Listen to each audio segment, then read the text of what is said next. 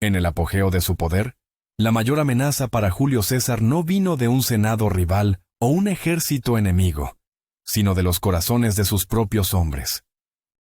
Sus legiones más leales, las mismas que habían conquistado la Galia, se amotinaron y marcharon sobre Roma, exigiendo su fin. ¿Cómo pudo un solo hombre, enfrentándose a miles de veteranos furiosos, doblegarlos no con la espada, sino con una sola palabra? Esta es la historia de ese momento, un punto de inflexión que revela más sobre el carácter de César y la psicología del soldado romano que cualquier batalla campal, una crónica de cómo la lealtad forjada en el fuego puede ser rota por la indiferencia y restaurada por la más audaz de las manipulaciones. La relación entre Cayo Julio César y sus legiones era, en sí misma, una fuerza de la naturaleza, un pilar sobre el que se construyó una década de conquistas y se cimentó una reputación que resonaría por toda la eternidad. No era simplemente un general para sus hombres, era un presagio de victoria, un padre severo pero justo, y un camarada que conocía el valor de la sangre derramada en el polvo de tierras extrañas. Este vínculo no nació en los cómodos salones de Roma, sino en las frías y húmedas florestas de la Galia, en los asedios interminables bajo cielos grises, y en las cargas desesperadas contra hordas de bárbaros que superaban en número a los romanos de manera abrumadora. César prevalecía una y otra vez, incluso cuando toda lógica y probabilidad estaban en su contra, y sus hombres lo amaban por ello. Entre todas sus legiones, la 10ª era especial. Creada por él mismo para sus campañas en Hispania ulterior contra los lusitanos, había demostrado su valía desde el principio. Pero fue en la guerra de las Galias donde la 10ª se convirtió en leyenda. Obtuvo su famoso apodo, Equestris, en un acto de ingenio y confianza de César. Necesitando parlamentar con el rey germano Ariovisto y desconfiando de su caballería gala auxiliar, César ordenó a los legionarios de la 10ª que montaran los caballos. La confianza depositada en ellos, tratándolos con el honor de la caballería, los convirtió en su unidad favorita para siempre, la guardia pretoriana de su corazón. César mismo dijo que depositaba en ellos su confianza absoluta por su valor incomparable, y ellos le devolvieron esa confianza luchando en la prestigiosa ala derecha de su ejército, la posición de mayor honor y peligro en cada batalla importante. Marcharon por el mundo conocido, acumulando gloria, honores y, sobre todo, promesas. César les había prometido tierras, riqueza y una jubilación digna al regresar a casa, una vez que la Galia estuviera sometida. Pero el destino, como siempre, tenía otros planes. La conquista de la Galia no trajo la paz, sino la guerra civil. Las promesas tuvieron que esperar. Los hombres de la 10ª, junto con sus camaradas de la 7ª, 8ª y 9ª, apretaron los dientes y siguieron a su general. Cruzaron el Rubicón, barrieron Italia y finalmente, en la llanura de Farsalos en el 48 lleno antes de Cristo, le dieron a César una victoria aplastante y decisiva contra su gran rival, Pompeyo Magno. Después de 13 años de servicio ininterrumpido, de innumerables batallas y privaciones, los veteranos de la 10ª fueron finalmente enviados de vuelta a Italia. Su tan esperado premio, la recompensa por una vida de lealtad, parecía finalmente al alcance.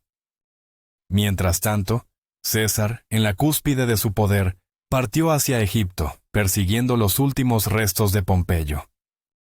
Y allí, en la tierra de los faraones, el tiempo comenzó a dilatarse. La rápida persecución se convirtió en una prolongada estancia.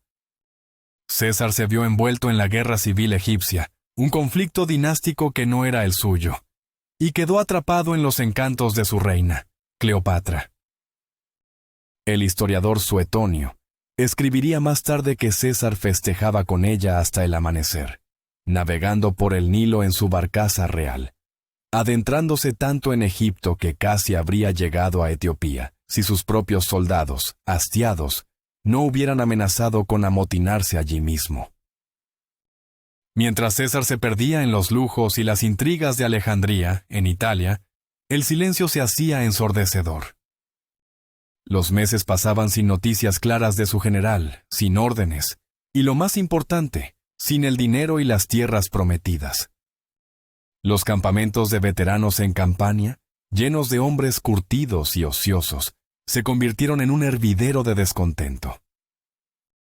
Las historias que llegaban de Egipto eran susurradas de tienda en tienda. Algunos decían que César estaba atrapado, otros que había sido derrotado, y los más pesimistas, que había muerto. La incertidumbre era un veneno que corroía la disciplina, y la paciencia desgastada por años de guerra, finalmente se rompió. El descontento, que había comenzado como un murmullo sordo en las tiendas de campaña, pronto se convirtió en un rugido desafiante. No fue una explosión espontánea, sino una rebelión organizada desde dentro. Algunos centuriones, hombres que habían ascendido por su valor y que eran la espina dorsal del ejército, junto con tribunos de las legiones veteranas, comenzaron a agitar a los soldados. Eran hombres pragmáticos, cuyas caras estaban surcadas por las cicatrices de 1000 batallas. Habían escuchado las promesas de César en vísperas de cada enfrentamiento crucial, y ahora, en el silencio de la paz incierta, esas palabras sonaban huecas. El argumento era simple y poderoso. Habían cumplido su parte del trato con sangre y sudor, y ahora era el turno de César de cumplir la suya. La espera se había convertido en un insulto. La revuelta total estalló con una violencia repentina. Los oficiales que permanecieron leales a César y que fueron enviados para calmar la situación, fueron recibidos no con respeto, sino con una lluvia de piedras. Varios fueron apedreados hasta la muerte, sus cuerpos un testimonio brutal de la furia de los legionarios. Incluso Marco Antonio, el lugarteniente más famoso y carismático de César, un hombre que normalmente podía encantar a las tropas con su estilo rudo y directo, fue perseguido y expulsado del campamento, humillado y sin poder restaurar el orden. La disciplina romana, la fuerza más formidable del mundo antiguo, se había desintegrado por completo. Finalmente, a finales del 47 a.C., la noticia llegó como un trueno. César había salido de Alejandría y estaba de regreso en Roma. Por un breve momento, hubo una pausa, una expectativa contenida. Pero incluso la noticia del retorno de su general hizo poco para calmar los ánimos caldeados. La mecha de la rebelión ya estaba demasiado avanzada. Al enterarse de la gravedad de la situación, César intentó primero un enfoque indirecto. Envió a su pretor, el historiador Salustio, para interceder y negociar con los amotinados. Pero la multitud ya no estaba dispuesta a escuchar a intermediarios. Vieron a Salustio no como un enviado de su amado general, sino como otro político romano enviado para darles más largas. Fue atacado por una turba enfurecida y apenas logró escapar con vida, un hombre aterrorizado corriendo por su vida. Este acto selló la decisión de los líderes de la revuelta. Ya no había vuelta atrás. Llevaron a las legiones amotinadas, la séptima, la novena, y para mayor deshonra de César, su preciada 10ª, fuera de su campamento en Campania, y comenzaron la marcha hacia la propia Roma. Era el acto de desafío definitivo. No solo se negaban a obedecer, sino que ahora amenazaban el corazón mismo de la República. A medida que avanzaban, sus demandas se hicieron más audaces. Ya no solo pedían su paga y sus tierras. Ahora exigían bonificaciones adicionales, sabiendo perfectamente que César los necesitaba desesperadamente para enfrentarse a las últimas y formidables fuerzas pompeyanas que se estaban reagrupando en África. Se sentían indispensables, y en esa creencia residía su poder. Mientras tanto, en Roma, la atmósfera era de pánico. César, sin embargo, proyectaba una apariencia de calma imperturbable. Dio órdenes para preparar las defensas de la ciudad, movilizando a las cohortes urbanas y a cualquier tropa leal disponible por si la situación degeneraba en un asalto directo. Pero en su interior, su mente trabajaba a una velocidad febril, no planeando una defensa militar, sino una estrategia psicológica. Sus consejeros y funcionarios le rogaron que no fuera, que enviara a otros, que negociara desde la seguridad de la ciudad. Ir en persona era una locura, un suicidio. Se enfrentaría a miles de hombres armados, enojados, y que ya habían demostrado su disposición a matar a sus oficiales. Pero César sabía que esta era una batalla que solo él podía librar. Desoyendo todos los consejos, montó a caballo y partió solo, seguido a distancia por su aterrorizado séquito, para hablar personalmente con sus hijos rebeldes. Se dirigió al campamento que los amotinados habían establecido sutilmente en el campo de Marte, a las afueras de Roma. El aire estaba cargado de tensión.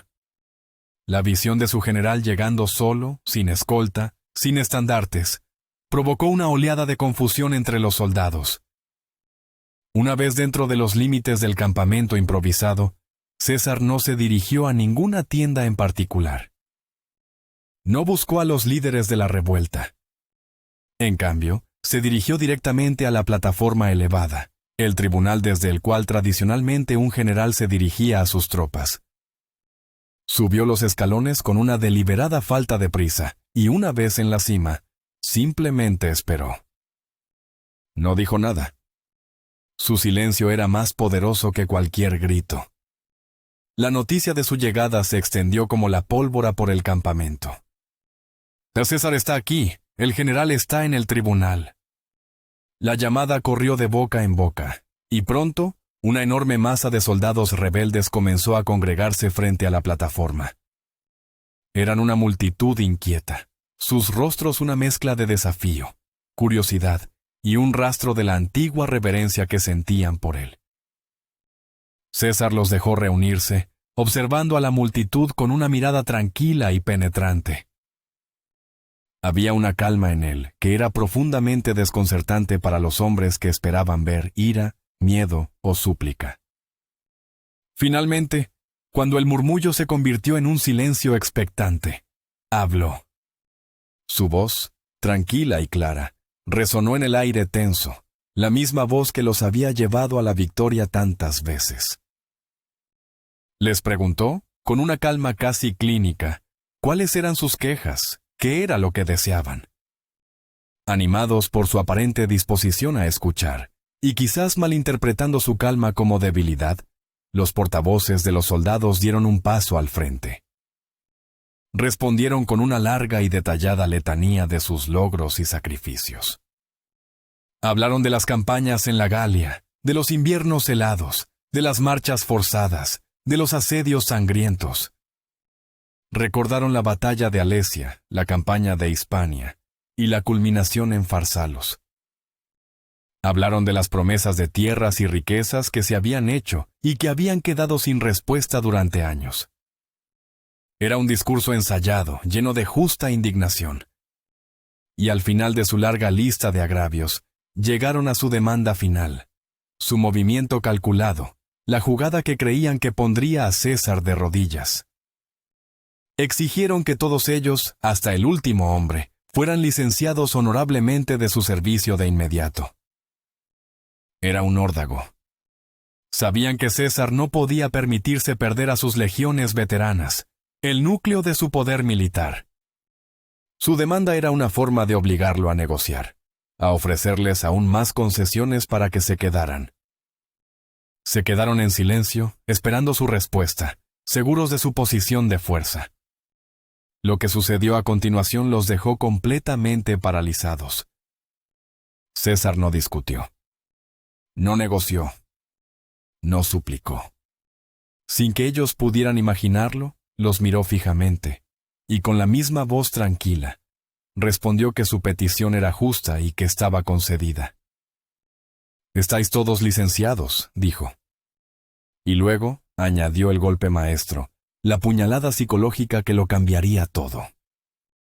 Se dirigió a ellos no como comilitones, camaradas o compañeros de armas, el término afectuoso y respetuoso que siempre había usado con ellos.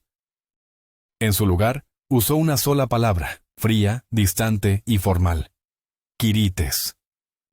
Ciudadanos.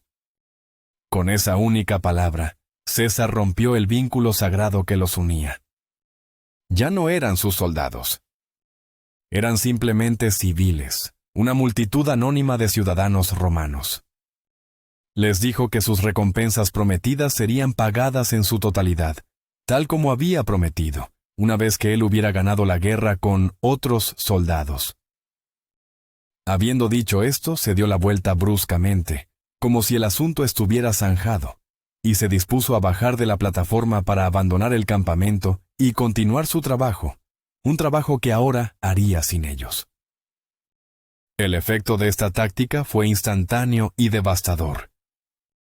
Fue un gatillo psicológico de una genialidad aterradora.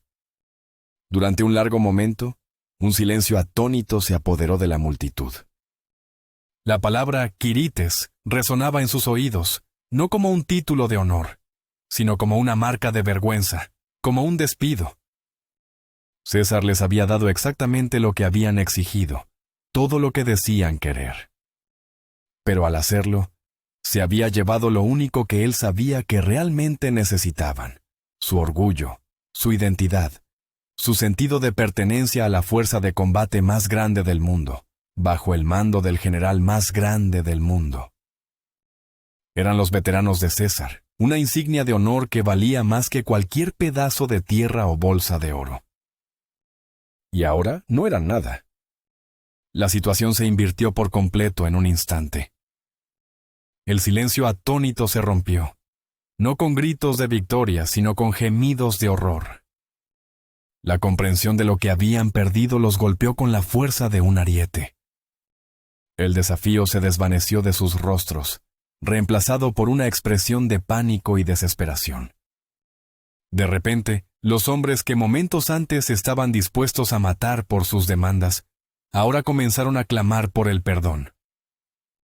Los mismos soldados que habían exigido su licenciamiento, ahora imploraban desesperadamente que los readmitiera, que les permitiera más servicio. Pero César, manteniendo su papel a la perfección, se negó. Se volvió hacia ellos, su rostro una máscara de profunda tristeza y decepción. Les habló de su dolor, no por su rebelión, sino por su falta de fe.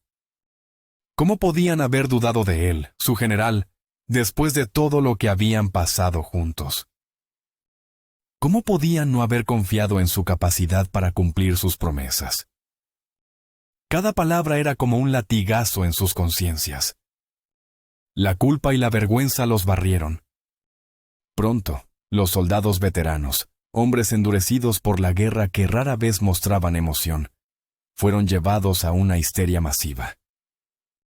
Lloraban abiertamente, se arrancaban las túnicas, se arrojaban al suelo. Le rogaron a César que los perdonara por su falta de confianza y le suplicaron, con lágrimas en los ojos, que los llevara con él a África para luchar.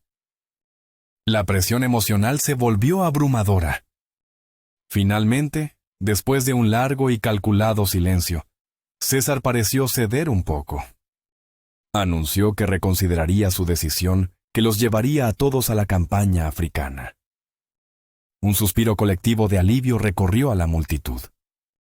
Pero entonces añadió una excepción cruel. Todos se unirían a él, excepto una legión, la 10ª Equestris. Para su legión más favorecida, la que más lo había avergonzado, el castigo sería el más severo. Se les concedería exactamente lo que habían pedido, su licenciamiento. Se quedarían en casa como ciudadanos, mientras sus camaradas iban a la guerra a ganar más gloria. En ese momento, el orgullo herido de los soldados y oficiales de la 10ª Legión finalmente los venció por completo. La idea de ser dejados atrás, de ser despojados de su lugar de honor mientras el resto del ejército seguía a César, era una humillación insoportable, un destino peor que la muerte. La legión entera se postró. Ahora le suplicaban a César que les hiciera cualquier cosa, que los castigara de la forma más brutal que conocía la disciplina romana. Le pidieron que los diezmara, que ejecutara a 1 de cada 10 de ellos por sorteo, si eso significaba que él los perdonaría y los llevaría consigo. La ofrenda de someterse a la decimatio, el castigo más temido y vergonzoso, era la prueba definitiva de su sumisión total. César los observó, permitiendo que su humillación alcanzara su punto máximo. Con una relutancia fingida, una actuación magistral de un general cediendo a regañadientes ante el amor de sus hombres, permitió lentamente ser persuadido por su desesperada súplica. Caminó entre ellos, su expresión suavizándose gradualmente de una fría decepción a una compasión paternal. Finalmente, después de lo que pareció una eternidad para los aterrorizados soldados, subió de nuevo a la plataforma y anunció su decisión final. Habían sido todos perdonados. Ningún hombre sería ejecutado. Un rugido de alegría y alivio estalló entre las filas. Los hombres aclamaban su nombre, sus voces roncas por la emoción, las lágrimas de vergüenza reemplazadas por lágrimas de gratitud. César era de nuevo su general, su padre, su salvador. La rebelión había terminado. Sin embargo, mientras proclamaba su perdón universal, su mente calculadora estaba trabajando. En secreto, había tomado nota de los rostros de los centuriones y tribunos, que habían sido los líderes y los portavoces más vocales de la revuelta. No los castigaría públicamente, pues eso crearía mártires y resentimiento. En cambio, se aseguró de que sus nombres fueran registrados. Más tarde, en las próximas campañas en África, se encargaría personalmente de que estos hombres fueran asignados a las posiciones más peligrosas, en la vanguardia de cada asalto, en las misiones de reconocimiento más arriesgadas. La justicia de César sería silenciosa pero letal. Los líderes de la rebelión pagarían su deuda de sangre, no como castigo, sino en el cumplimiento de su deber, un destino del que no podrían quejarse. Así, con la crisis resuelta de la manera más asombrosa, los veteranos del ejército de César redoblaron su dedicación a su general. La experiencia los había quebrado y los había vuelto a forjar, más fuertes y más leales que nunca. La vergüenza de su rebelión fue un fuego que purificó su devoción, transformándola en un fervor casi religioso. Servirían valientemente como la punta de lanza de César en la campaña africana, luchando con una ferocidad desesperada para demostrar su valía y expiar su pecado. La 10ª Legión Equestris, después de haber estado al borde de la ignominia, recuperó su lugar de honor a la derecha de la línea de batalla, su estandarte del águila ondeando una vez más con un orgullo renovado y feroz.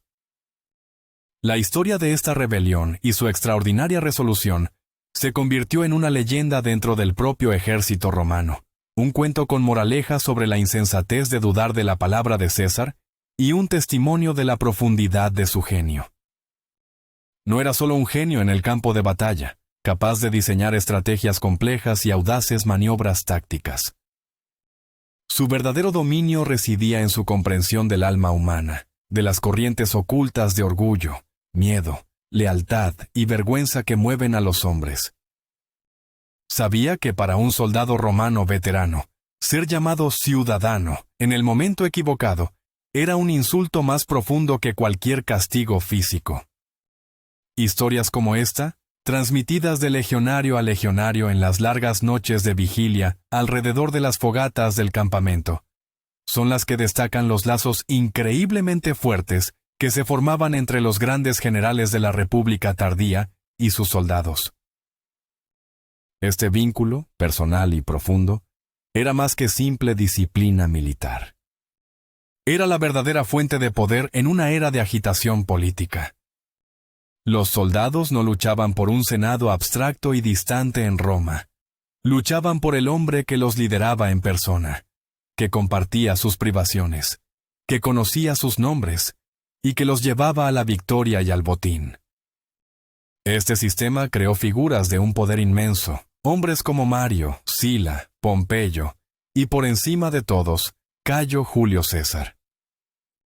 Su capacidad para inspirar una lealtad tan fanática en sus ejércitos personales fue lo que finalmente permitió que la vieja república se desmoronara, dando paso al gobierno de un solo hombre. La rebelión de sus legiones no fue solo un obstáculo en su camino hacia el poder absoluto, fue una demostración perfecta de por qué estaba destinado a alcanzarlo. Demostró que su autoridad no emanaba de un cargo otorgado por el Estado, sino de la devoción inquebrantable que podía inspirar y manipular en los corazones de los hombres que empuñaban las espadas. El imperio no se construiría sobre cimientos de mármol, sino sobre la compleja y volátil psicología de la lealtad militar, un arte del que César fue el maestro indiscutible. La campaña en África fue brutal. Los restos del ejército pompeyano, ahora under el mando de Metelo Escipión y Catón, el joven, habían reunido una fuerza formidable, incluyendo decenas de elefantes de guerra que aterrorizaban a los legionarios de César. Fue una guerra de desgaste, de marchas agotadoras bajo el sol africano y de escaramuzas sangrientas. Pero en cada momento crítico, las legiones veteranas, y especialmente la 10ª, lucharon con un ardor que rozaba la locura. Buscaban la redención en el peligro, compitiendo entre sí por los puestos de mayor riesgo. Los centuriones que habían liderado la revuelta estaban siempre en la primera línea, tal como César había planeado. Uno por uno, cayeron en batalla, sus muertes heroicas borrando la mancha de su desobediencia. En la batalla final de Tapso, fue la carga incontenible de las legiones de César la que rompió las líneas enemigas y aseguró la victoria definitiva. La guerra civil, en esencia, había terminado. César regresó a Roma no solo como un conquistador, sino como el amo indiscutible del mundo romano. Su poder asegurado no solo por sus victorias militares, sino por la lección inolvidable que había enseñado a sus propios hombres en las afueras de la ciudad. La lección era clara. Su favor era la fuente de todo honor, y su disgusto, la aniquilación total del espíritu de un hombre. La rebelión de sus legiones, que amenazó con destruirlo, se convirtió irónicamente en uno de los pilares más fuertes de su leyenda, una demostración eterna de su poder sobre las almas de los hombres. La repercusión de este evento se extendió mucho más allá de las legiones involucradas. En Roma, los senadores y la élite política, que habían observado la crisis con una mezcla de miedo y esperanza secreta de que el poder de César se desmoronara desde dentro, tomaron nota con pavor. Si César podía doblegar a sus propias legiones amotinadas con meras palabras, ¿qué oportunidad tenían ellos de oponérsele en el foro o en el Senado? El incidente solidificó su imagen como una figura de una talla sobrehumana, alguien cuyas habilidades políticas y psicológicas eran tan formidables como su genio militar. No era simplemente otro general victorioso. Era un manipulador de hombres a una escala que nadie había visto antes. Esta reputación lo precedería en todos sus futuros esfuerzos, suavizando la oposición y atrayendo a más seguidores a su causa. La historia de la rebelión se convirtió en una herramienta de propaganda en sí misma, un ejemplo perfecto del concepto de clementia Caesaris, la clemencia de César, pero con un trasfondo de acero. Mostraba que su perdón era un regalo que podía ser otorgado o retenido, y que su poder residía no en la crueldad, sino en su capacidad para controlar el destino emocional y social de sus seguidores. Dentro de las propias legiones, la cultura cambió sutilmente. La 10ª, en particular, llevó la memoria de su humillación como una cicatriz de honor. Se volvieron aún más protectores de su estatus como la legión favorita de César, y su lealtad se volvió incondicional. Cualquier atisbo de disidencia en otras unidades era a menudo sofocado por los propios veteranos de la 10ª, quienes ahora entendían el precio de la duda. Se convirtieron en la policía no oficial de la lealtad dentro del ejército, su propia experiencia sirviendo como una advertencia constante para los demás. El término quirites, antes una palabra neutral para ciudadanos, adquirió una nueva connotación en la jerga militar. Ser llamado Quirite por un superior se convirtió en la máxima expresión de desaprobación, un insulto que implicaba que uno no era digno de ser llamado soldado.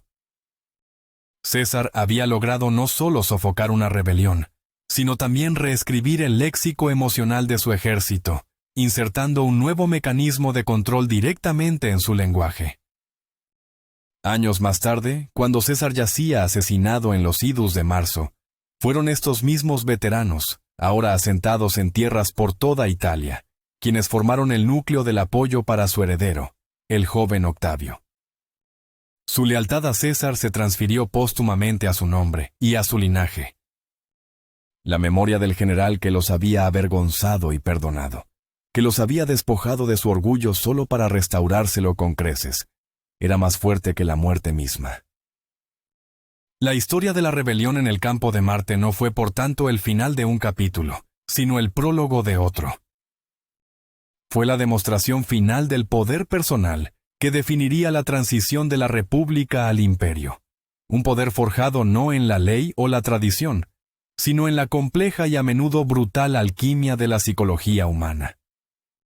César, el hombre, podía ser asesinado, pero César, el símbolo de la lealtad absoluta exigida y recibida, se había vuelto inmortal, en gran parte gracias a la forma en que manejó a sus hijos más queridos y rebeldes en su hora más oscura.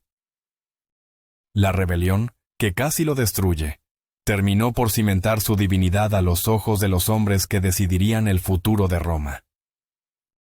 La narrativa de este evento, tal como fue registrada por historiadores como Suetonio y Plutarco, se centró en la figura casi divina de César. Pero la verdadera tragedia y drama se encontraba en las filas anónimas. Imaginemos a un centurión de la 10ª, un hombre llamado Cayo Flavio Aquila, que había luchado bajo el mando de César desde la primera campaña en la Galia. Su cuerpo era un mapa de cicatrices, cada una con una historia. Había perdido a su hermano en Alesia y había sido ascendido por su valor al cruzar el Rubicón. Él creía en César. Pero en Campania, viendo a sus hombres más jóvenes, reclutados durante la guerra civil, recibir pagas más regulares mientras él y sus veteranos esperaban las tierras prometidas, sintió una amargura que nunca antes había conocido. Se unió a la protesta, no por codicia, sino por un sentido de justicia herida. Fue él quien habló con más elocuencia sobre los sacrificios de sus hombres frente a los oficiales enviados por Antonio. Y fue él quien se sintió más traicionado cuando César permaneció en Egipto. Cuando marcharon sobre Roma, Aquila no sentía triunfo, sino una pesada carga de inevitabilidad. Cuando vio a César llegar solo al campamento, una parte de él sintió una oleada de la antigua lealtad, mientras que otra parte se aferró a su ira. Y cuando César pronunció la palabra Quirites para Cayo Flavio Aquila, fue como si el sol se hubiera apagado. El mundo que conocía, el único que había tenido sentido durante más de una década, se derrumbó. Su identidad no era ser un ciudadano de Roma, una entidad distante y corrupta. Su identidad era ser un centurión de la 10ª legión de César. En ese momento de silencio atónito, vio los rostros de sus hombres, hombres que lo habían seguido ciegamente, y vio en ellos el mismo vacío, el mismo horror. Fue él uno de los primeros en caer de rodillas, no por un cálculo, sino por una agonía genuina. Su súplica por la decimatio no fue un teatro. Prefería una probabilidad de 1 entre 10 de morir como soldado de César, que una certeza del 100% de vivir como un ciudadano, anónimo y deshonrado. Cuando César lo perdonó, junto con los demás, Aquila sintió una gratitud tan abrumadora que se convirtió en una deuda de por vida. En la campaña de África, buscó la muerte en cada oportunidad, no como un suicida, sino como un penitente que buscaba la absolución en el fragor de la batalla. Sobrevivió, para su propia sorpresa, y se convirtió en uno de los defensores más feroces del legado de César después de su muerte, contando la historia de la rebelión no como una advertencia sobre la tiranía de César, sino como una parábola sobre su extraña y terrible forma de amor paternal. Para Aquila y para los hombres como él, César no les había quitado el orgullo. Les había enseñado lo que realmente significaba. Y esa lección, aprendida a un costo tan alto, valía más que todas las tierras de Italia.